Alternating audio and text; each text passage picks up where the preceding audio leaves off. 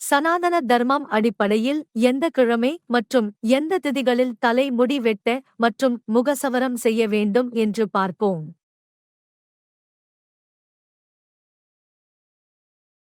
ஞாயிறு, திங்கள், புதன், வியாழன் இந்த கிழமைகளில் தலைமுடி மட்டும் முகச்சவரம் செய்யலாம். செவ்வாய், வெள்ளி, சனி கிழமைகளில் தவிர்க்க வேண்டும். இப்போது திதி நாட்கள் பார்ப்போம். இந்த திதிகளில் முக சவரம் மற்றும் தலை முடி வெட்டலாம்.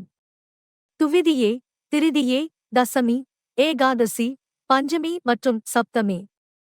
ஆகஸ்ட் மேலே சொன்ன கிழமைகளில் இந்த திதி வருவதை பார்த்து தலைமுடி மற்றும் முக சவரம் செய்யலாம்.